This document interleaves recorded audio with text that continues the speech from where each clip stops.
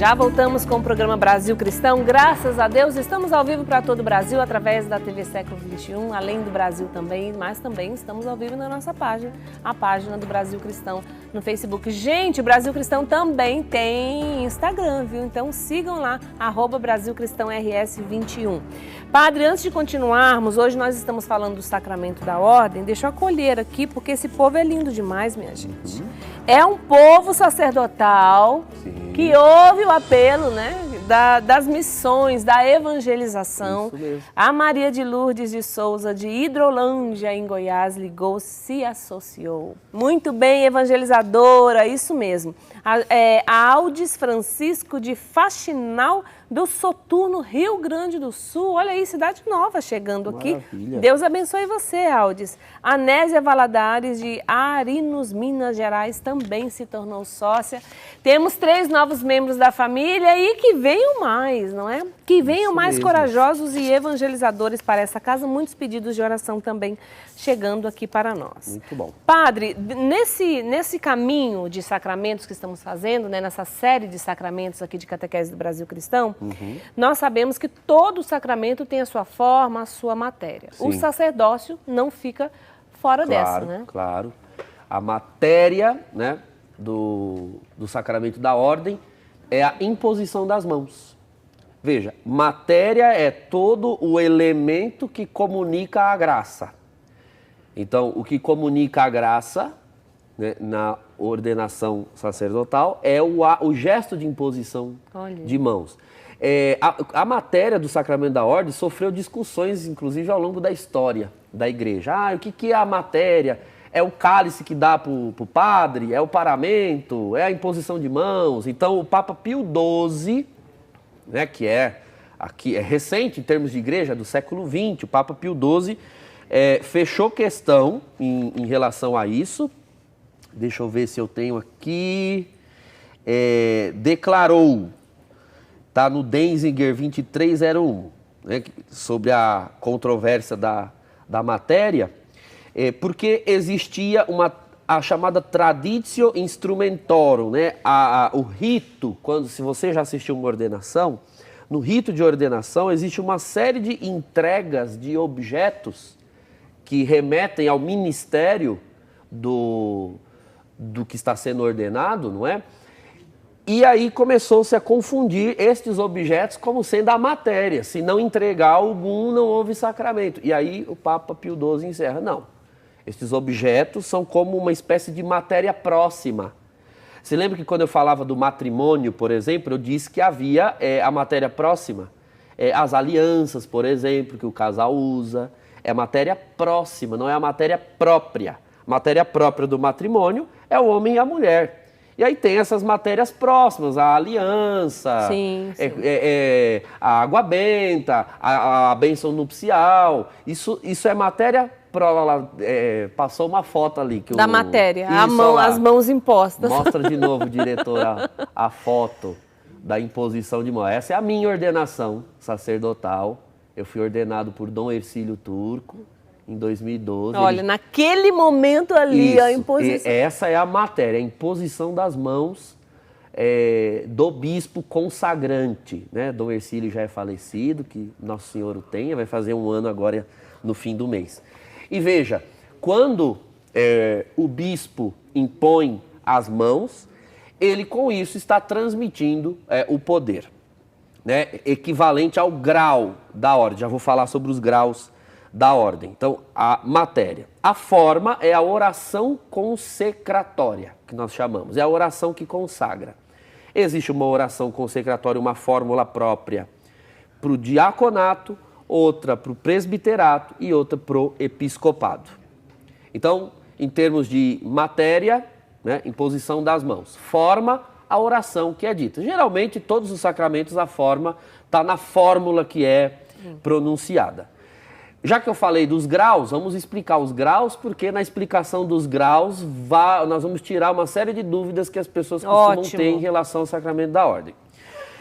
O sacramento da ordem, ele é dado em 3 graus possíveis. O diaconato, o presbiterato e o episcopado. Então, O primeiro grau é o diaconato.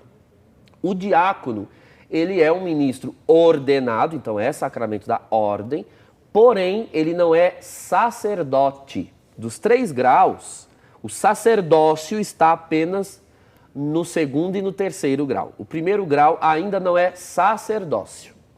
Ele recebe a ordem, não é? Ele é ordenado para o serviço do altar. Então ele vai servir o altar, mas não é ele quem consagra o altar e não é ele quem atualiza os sagrados mistérios. Ele não tem, Drica, o poder e nem a faculdade, posso explicar a diferença dos dois já já, nem o poder e nem a faculdade de expiar, por exemplo. Ele não pode absolver pecados, o diácono. Então, nada relacionado à absolvição de pecados, confissão, o diácono não pode, unção dos enfermos, ele também não pode. O diácono, ele pode e deve auxiliar no sacramento do batismo, então ele batiza, ele assiste aos matrimônios, né, função do diácono, e na liturgia da Santa Missa ele tem ofícios próprios, havendo o diácono, existem funções na missa que são próprias dele. Por exemplo, proclamar o evangelho. Quem lê evangelho na missa, havendo um diácono, é ele, nem padre, nem bispo.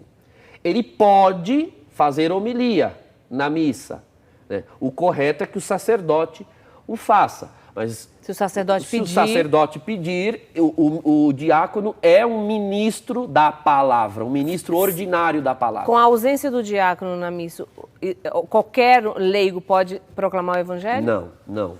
Esses ofícios litúrgicos não são... Estamos falando de liturgia, celebração da palavra, né, ou culto da palavra, como em alguns lugares no Brasil se fala, é outra coisa.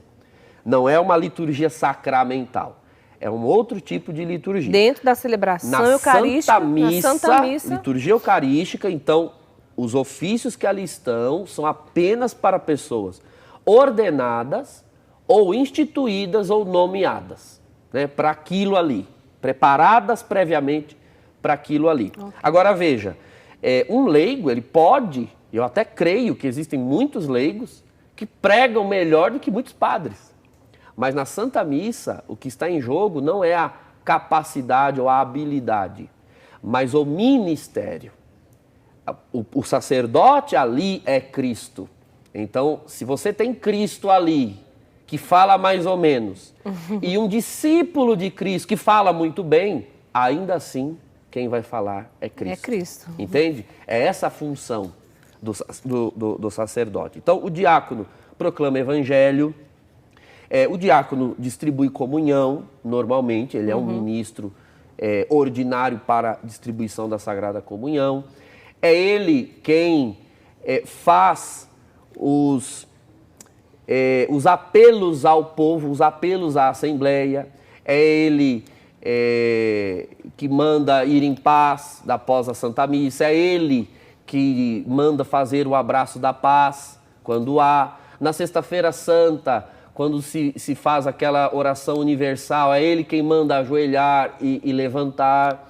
Essas são as funções do diácono na liturgia. Ô padre, os apóstolos já viveram meio que essa hierarquia, né? Sim, sacerdotal. Isso remonta ao primeiríssimo século. Se vocês olharem na Sagrada Escritura, vocês verão a instituição dos diáconos já em Atos dos Apóstolos. Então eles foram instituídos pelos apóstolos e você vê lá claramente a imposição das mãos. Os apóstolos em Jerusalém impuseram as mãos, e então você tinha ali os primeiros 7 diáconos da igreja de Jerusalém. Inclusive o primeiro mártir da igreja foi um deles, Esse nome que foi diácono, Santo Estevão. padre, já que o senhor está falando e gosta de trazer significado... Sim, significa servo. Diaconia é serviço. Então os diáconos são servos. Servos de quem? Servos do bispo e em nome dele da igreja, do povo de Deus. Então são os diáconos. E você também vai encontrar esses ofícios, presbíteros ou anciãos, que são a mesma. Então a tradução de presbítero é ancião. E episcopos ou bispo, que é a mesma coisa, você vai encontrar nas cartas pastorais de São Paulo a Timóteo, de São Paulo a Tito, tá no Novo Testamento, você lê ali com calma, e você vai encontrar já ali né? Estamos falando de década de 50, 20 anos depois de Cristo, já havia essa hierarquia. Então, você tem o diácono. Depois de diácono, você tem o presbítero, que são os padres, tá certo? Os padres, aí sim, já recebem o sacerdócio, têm o poder expiatório, então eles têm poder para perdoar pecados, e agora, claro, que eles só podem exercer esse poder se receberem a faculdade. Faculdade é a permissão, entende? Que o bispo deve dar. O bispo pode dar ou retirar, se ele quiser. Padre, eu não quero perder esse assunto que nós estamos falando aqui da hierarquia sacerdotal, do diácono, porque tem uma pergunta aqui do Paulo Henrique da Silva na nossa página no Facebook, o seguinte: boa tarde, Padre Douglas. No batismo não há o perdão dos pecados? Sim. Por que então que o diácono pode realizar o batismo e não a confissão? O diácono não pode absolver pecados de batizados. Entende? No sacramento da ordem. Aliás, no sacramento do batismo, ele não tem essa faculdade. Você se lembra que no batismo, para realizar o batismo, não só o diácono, como qualquer cristão pode realizar. Qualquer pessoa. Nós falamos sobre isso na nossa catequese sobre o sacramento do batismo. Sim. Então, o batismo expia pecados. Entende? O batismo. Professo um só batismo para o perdão dos pecados. Então, o batismo expia pecados, perdoa pecados. Não é o diácono e nem mesmo o padre que batiza. Agora, uma vez que uma pessoa já batizada recai em pecado, então aí é preciso alguém que tenha o poder de expiar, o poder de perdoar. Este poder tem que estar na pessoa, dado por Cristo. Entende?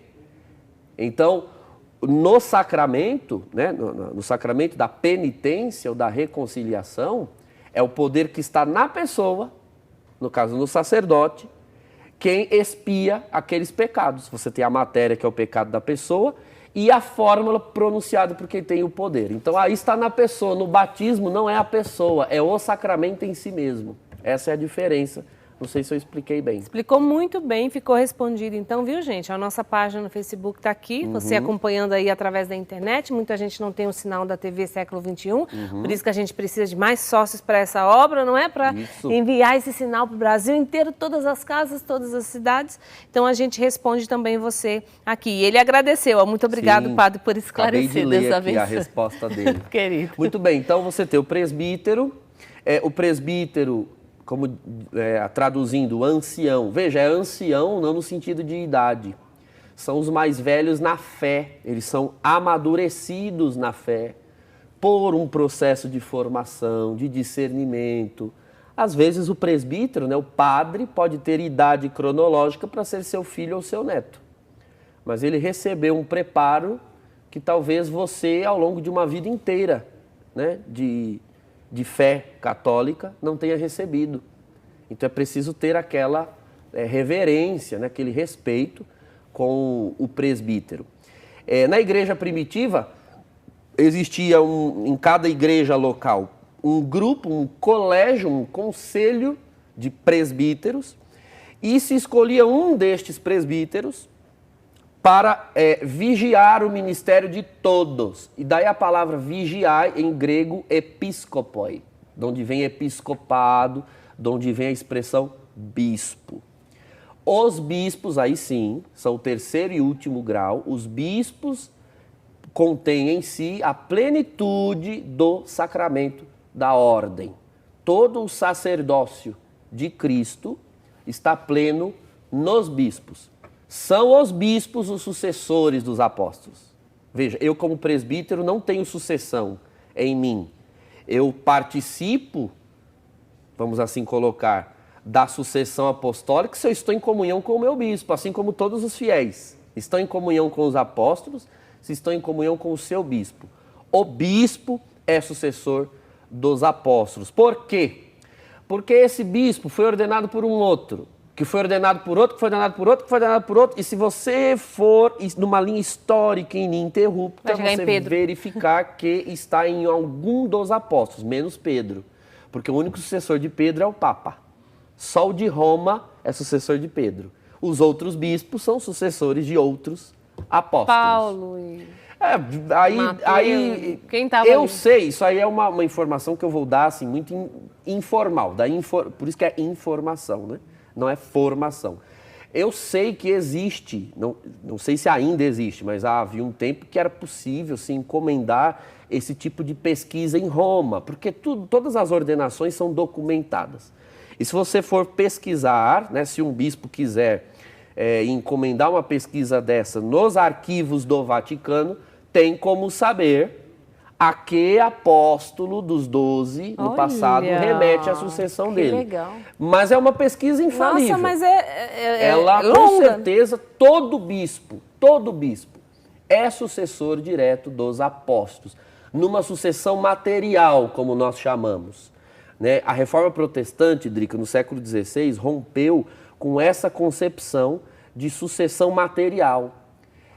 Lutero dizia que para ser sucessor dos apóstolos, basta então que eu tenha a fé que os apóstolos tinham. Nesse sentido, todo cristão é sucessor dos apóstolos. Mas isso é o que nós chamamos de sucessão formal. Bom, formalmente, né, na forma da fé, todo mundo, entre aspas, sucede os apóstolos no sentido de que nós temos a fé dos apóstolos, a fé católica. Mas Jesus não instituiu uma sucessão meramente formal, ele instituiu uma sucessão material. Ele ordenou aqueles que estavam ali historicamente, e aqueles que estavam ali, por sua vez, indo por todo o mundo, também ordenaram outros, historicamente, nomearam, atribuíram autoridade, entende? Então veja, só existem esses 3 graus da ordem. E por que eu disse que, ao explicá-los, eu tiraria algumas dúvidas? Porque muitas pessoas sempre se perguntam, mas então só tem o diácono, o padre, né, o presbítero e o bispo? Mas e os outros nomes que a gente escuta? O monsenhor, o frei, o cônego, o cardeal, o arcebispo e o papa? Bom, todos esses termos que eu disse há pouco são títulos. Não dizem respeito ao grau do sacramento, dizem respeito ao ministério que o padre ou o bispo realiza. Então vamos dar exemplos. O Santo Padre, o Papa, qual grau da ordem ele possui? O episcopado, ele é um bispo. Só que ele é o bispo de Roma, a igreja mãe de todas as igrejas do Ocidente cristão. Logo, ele tem um papel, um ministério de primazia. Veja, não foi acrescentado um grau no sacramento. O Papa não foi ordenado Papa. Ele foi eleito, escolhido Papa. Entende? Mas a ordenação... já estava lá. Já estava, ele já era bispo há muito tempo. Ele foi escolhido dentre, né, os cardeais, o colégio dos cardeais. Os cardeais, por sua vez, também são bispos.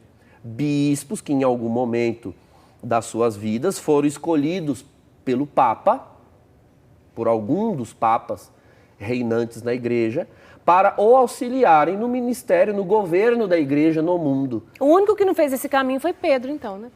Sim, mas já foi direto. Depois na verdade, porque ele foi escolhido por Jesus. Entende? Então, Jesus, você vai encontrar todas as disposições no Evangelho. A matéria de tudo está no Evangelho. Mas o Espírito Santo não foi derramado em Pentecoste e depois foi dormir. Não, o Espírito Santo foi conduzindo a igreja e dando forma, dando disciplina ao que Cristo instituiu. E Cristo mesmo disse que seria assim. Exatamente. Quando o Espírito vier, ele vos ensinará todas as coisas. Ele, não eu, porque eu tenho muito a dizer, mas não sois capazes ainda de entender. João 16. Então, as coisas funcionam dessa forma na Igreja Católica, porque o Espírito Santo foi conduzindo. E aí é importante também dizer isso, né? O Espírito Santo veio, revelou coisas novas, conduziu tudo, mas não desligou-se desde o início, de Pedro, os apóstolos. Exatamente. Estamos ligados porque temos um magistério.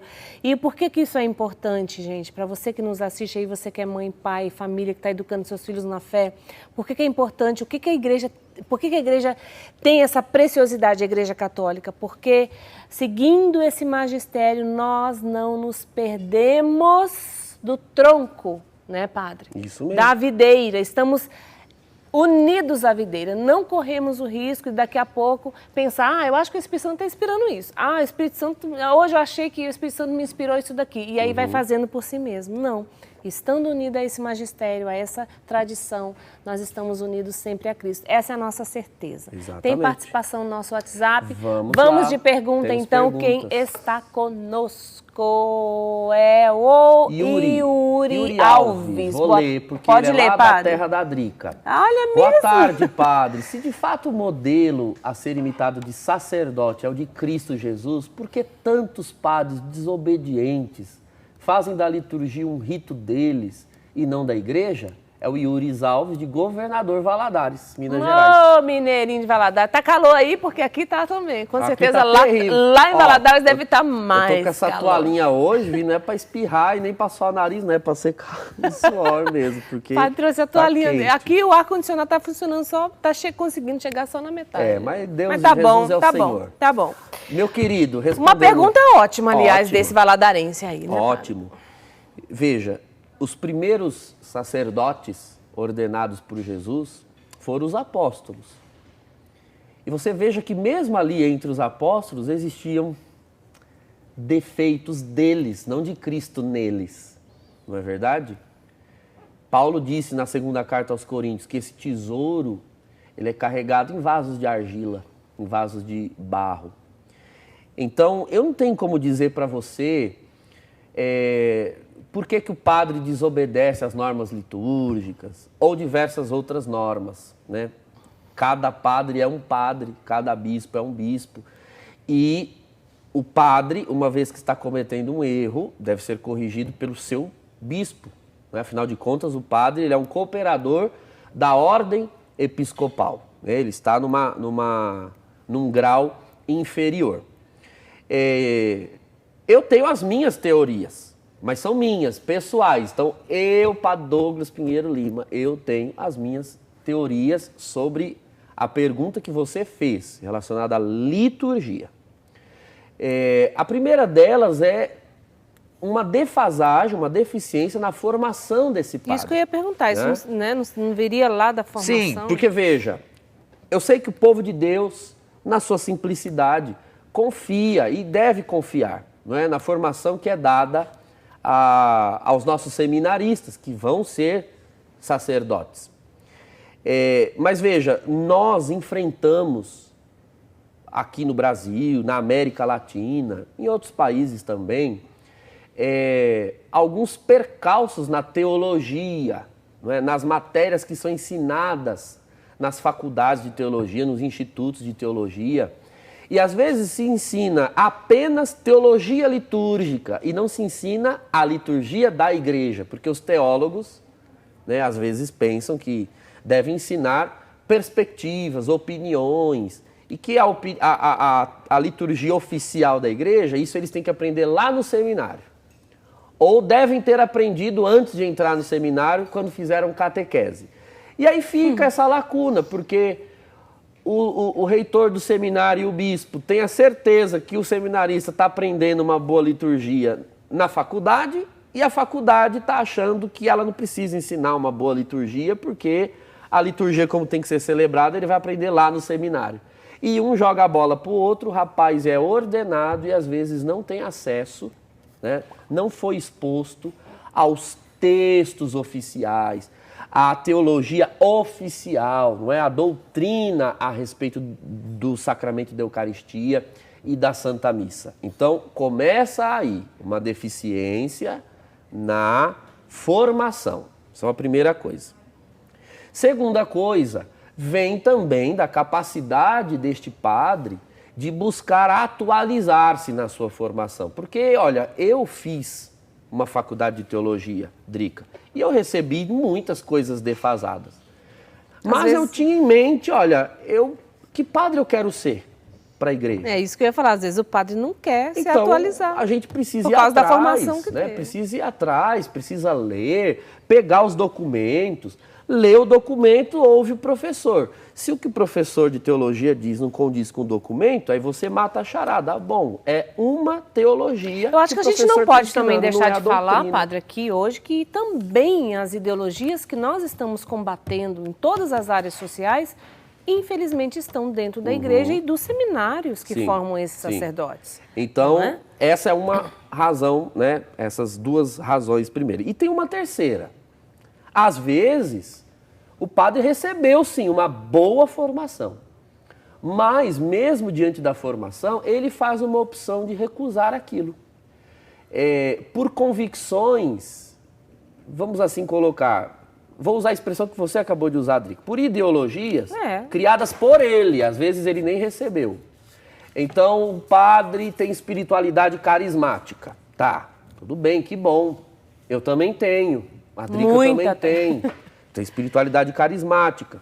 Mas eu, como sacerdote, tenho de ter a consciência de que a liturgia da Santa Missa é da igreja e para Cristo. E de Cristo para a igreja. Eu não posso interceptar essa comunicação de Cristo e da sua igreja, e da igreja com Cristo, com as minhas predileções. Eu preciso rezar a missa que a igreja ensina a rezar, que a igreja me manda rezar. Eu fui ordenado para servir a igreja como e onde ela quer ser servida.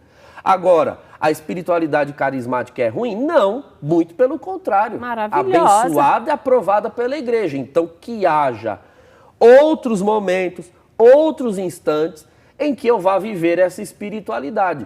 E aí eu tenho a minha teoria. Quando o padre não vive a espiritualidade nos ambientes que são próprios, ele acaba querendo enfiar a sua espiritualidade pessoal dentro do culto público. E aí transforma a missa num grupo de oração. E aí comete abusos litúrgicos, ou outras coisas litúrgicos. piores. Isso. Tô falando de oração é o mínimo. Tô falando de espiritualidade carismática. Sim. Ou se o padre tem mentalidade de libertação sociológica, aí ele também adultera a missa para colocar suas convicções e os seus pontos de vista, porque ele já não vê a missa como um rito, como um mistério celebrado. Ele vê como uma reunião da comunidade, como pessoas do bairro congregadas ali, que aquilo tem que ter um objetivo prático, né? O padre é pragmático e que a gente tem que conscientizar as pessoas por meio da missa, quando na verdade a função da missa não é, em primeira instância, conscientizar. A função da missa é prestar culto, é adorar a Deus, é louvar a Deus. E louvar a Deus como a igreja ensina, porque a liturgia é para nos colocar em comunhão com toda a igreja. Quando eu digo toda, é toda mesmo. A que está nos céus, a que está no purgatório, e também a igreja que veio antes de nós. Então, eu tenho que celebrar a missa que os santos celebraram, o sacramento que os santos celebraram, que ao longo de 2000 anos vem sendo celebrado. A liturgia não é um produto do meu desejo, não é? Padre, temos muitas perguntas no nosso WhatsApp, mas eu queria fazer uma como leiga. Sim. Eu sou leiga, batizada, tenho direito de fazer essa pergunta, vou fazer. Faça. Se eu estou frequentando aquela paróquia e de repente eu percebo todas essas coisas na liturgia, só que eu conheço, estou falando de mim mesmo, como leiga, eu conheço e sei como é uma liturgia celebrada, que deve ser celebrada. Então eu vou sair dali e vou em outro lugar. Às vezes a pessoa se constrange de sair, ou porque mora naquele bairro, ou porque, mas não importa, todo mundo é pecador, sabe essas coisas? Então temos que respeitar e tal. Como é que eu posso falar, não, eu não frequento essa paróquia porque essa liturgia é celebrada de forma esquisita, vou usar essa palavra. Como é que funciona isso? Eu defendo que os leigos têm 2 direitos. Tá? O que eu vou dizer, vou me basear no documento 100 da CNBB. Quem quiser, pegue lá o documento 100 da CNBB e leia. Lá está escrito que, atualmente, é fundamental que compreendamos, né, os bispos, os padres, a igreja toda, compreendamos que Os vínculos dos fiéis são muito mais afetivos do que territoriais. Então, hoje em dia, você tem internet, você vê missa aqui, acolá. Hoje em dia você tem carro, você tem o seu veículo, você tem meios de transporte dos mais diversos. Por mais que o fiel more num território no qual há uma paróquia, então ele é canonicamente súdito, é a expressão que se usa no direito canônico. Canonicamente ele é súdito de uma paróquia, mas ele não necessariamente se sente paroquiano dali. Eu conheço pessoas, né, que vêm à minha paróquia, que moram fora, e também sei de pessoas que moram no território da minha paróquia, mas frequentam outra. O vínculo é afetivo. Entendi. Então, assim, o fiel tem esse direito. Agora, o fiel também tem o direito de ter uma liturgia bem celebrada na paróquia com a qual ele se sente afetivamente ligado. Eu posso falar com o padre? Então, como leiga, é um conselho que eu dou. Você, como leiga, você pode e deve falar com o padre. Jesus não diz que se você tem algo com teu irmão, vá falar com ele? Está lá em Mateus, no capítulo 18. Então vá falar com ele. Ele não te escuta? Bom, veja, tem outros fiéis na paróquia que também estão descontentes com a liturgia do modo como ele celebra? Chama outros, porque é o que Jesus fala. Chama uma ou duas testemunhas para que se resolva a questão. Chama outro. O padre, olha, agora eu vou falar porque eu também sou padre, eu posso. Padre, às vezes, é uma raça orgulhosa, não gosta de ouvir o leigo. Padre, a gente não está gostando da missa. Então a porta da casa, a porta da rua serventia da casa e não sei o quê. Bom, então o que diz Jesus? Qual é o próximo passo? Levar à igreja. Você pode fazer uma reclamação formal ao bispo, entende? Formal, põe o seu nome, não fique fazendo fofoca e mandando e-mail anônimo. Isso é muito feio. Se você ama o padre e você ama a liturgia, converse com o bispo, né? E peça ao bispo que converse com o padre, que atenda à formação, não é, daquele sacerdote. Agora, se você acha que isso é um transtorno, né, que de fato é, porque lutar pela correção de uma coisa exige uma gana, mas se você não está disposto a isso, então em nome da caridade, do bom senso, frequente outra paróquia, outra comunidade, onde você se sinta mais confortável na celebração da liturgia. Certo. Né? Tem perguntas no nosso WhatsApp, vamos ver então, para dar tempo da gente responder algumas, né? Porque tem bastante. Olha lá, ó. Cássio Fonseca, boa tarde, louvado seja Jesus e Maria. Padre, perdoe-me, mas não só o Papa é sucessor de São Pedro, o Bispo de Antioquia também o é. A diferença entre os dois é que o Papa carrega a primazia petrina, enquanto o Patriarca de Antioquia não. Explica para nós aí esses comentários. Não, ele está certo. É que a questão é que, é uma questão teológica que está aqui por trás.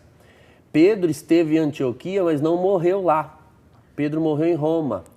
Então ele foi bispo de Antioquia e após Pedro deixar a sede antioquena, ele vai a Roma e lá rende a sua vida, ou seja, ele banha a sede de Roma com o seu sangue. Antioquia teve a sua sede banhada com o sangue por Inácio de Antioquia. Então há essa lógica da consagração da sede patriarcal com o sangue daquele que vai gerar sucessores. Porque se for assim, eu esqueci o nome dele, né? Do irmão que fez a colocação. Muito boa a colocação. Cássio. Se for, o Cássio. Se for assim, nós vamos ter de delegar a Jerusalém, a sede jerusalimitana, a Pedro, porque é lá que ele recebe o Espírito Santo. A Cesareia, porque é lá que Pedro recebe o poder das chaves. Tu és Pedro e sobre essa pedra edificarei a minha igreja. Segundo Mateus 16, Jesus diz essas palavras em Cesareia de Filipe. E aí vamos ter que delegar Antioquia, porque após a primeira grande perseguição de Jerusalém, Pedro foge e permanece lá. E a Roma, porque é lá que ele encerra os seus dias. Então, e aí, como é que fica? 4 sedes petrinas? Então nós vamos ter que estabelecer um critério que determina qual sede verdadeiramente é petrina. E a história consagrou Roma como sendo a sede petrina por duas razões. Porque ele morre ali e porque ali se encontra a sua sepultura. Entende? Esses argumentos são muito mais plausíveis para defender a sucessão petrina atrelada a Roma, bem mais que a Antioquia. Embora nós tenhamos ritos antioquianos, igrejas de matriz antioquena, em comunhão com a sé de Pedro, sem problema nenhum.